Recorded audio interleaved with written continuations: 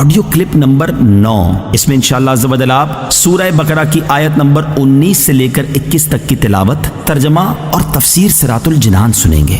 بسم اللہ الرحمن الرحیم۔ ترجمہ: اللہ کے نام سے شروع جو نہایت مہربان رحمت والا ہے۔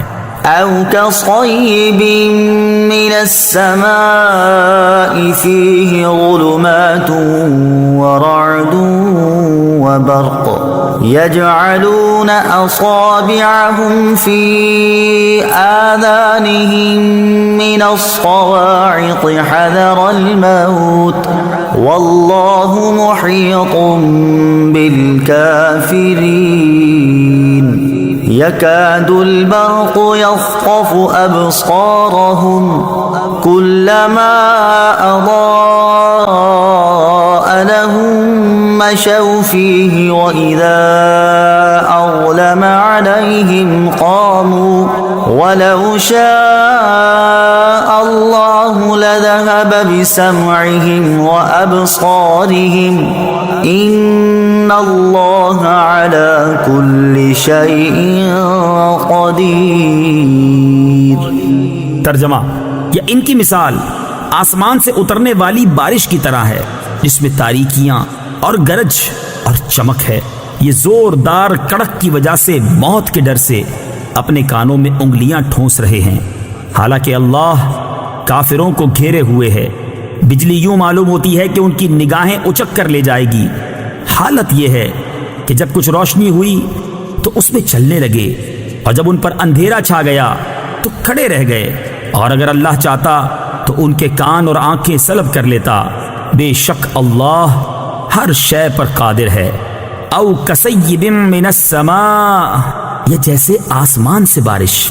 تفسیر صراط الجنان میں ہے، ہدایت کے بدلے گمراہی خریدنے والوں کی یہ دوسری مثال بیان کی گئی ہے، اور یہ ان منافقین کا حال ہے جو دل سے اسلام قبول کرنے اور نہ کرنے میں متردد رہتے تھے۔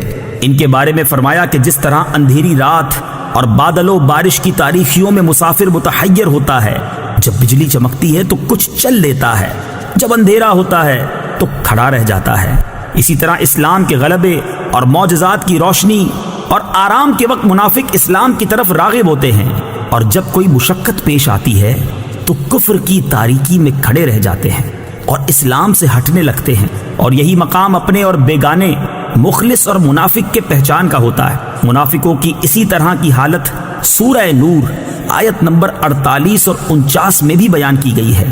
علی کل شیء قدیر، اللہ تعالی ہر شے پر قادر ہے۔ تفسیر صراط الجنان میں ہے، شے اسی کو کہتے ہیں جسے اللہ تعالی چاہے اور جو مشیت یعنی چاہنے کے تحت آ سکے۔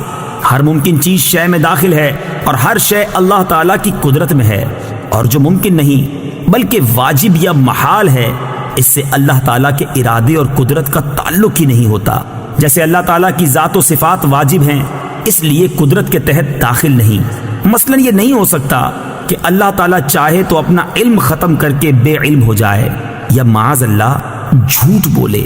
یاد رہے کہ ان چیزوں کا اللہ تعالیٰ کی قدرت کے تحت نہ آنا اس کی قدرت میں نقص و کمی کی وجہ سے نہیں، بلکہ یہ ان چیزوں کا نقص ہے کہ ان میں یہ صلاحیت نہیں کہ اللہ تعالیٰ کی قدرت سے متعلق ہو سکیں۔ یا ایہا الناس اعبدوا ربکم الذی خلقکم والذین من قبلکم لعلکم تتقون۔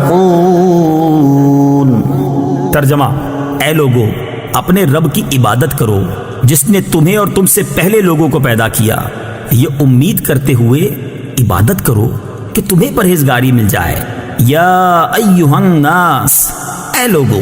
تفسیر صراط الجنان میں ہے، سورہ بقرہ کے شروع میں بتایا گیا یہ کتاب متقین کی ہدایت کے لیے نازل ہوئی، پھر متقین کے اوصاف ذکر فرمائے، اس کے بعد اس سے منحرف ہونے والے فرقوں کا اور ان کے احوال کا ذکر فرمایا، تاکہ سعادت مند انسان ہدایت و تقوی کی طرف راغب ہو اور نافرمانی و بغاوت سے بچے۔ اب تقوی حاصل کرنے کا طریقہ بتایا جا رہا ہے، اور وہ طریقہ عبادت اور اطاعت الہی ہے۔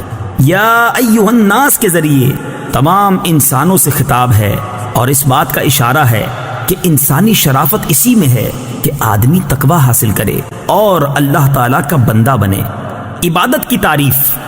عبادت اس انتہائی تعظیم کا نام ہے جو بندہ اپنی عبدیت یعنی بندہ ہونے اور معبود کی الوہیت یعنی معبود ہونے کے اعتقاد اور اعتراف کے ساتھ بجا لائے۔ یہاں عبادت توحید اور اس کے علاوہ اپنی تمام قسموں کو شامل ہے۔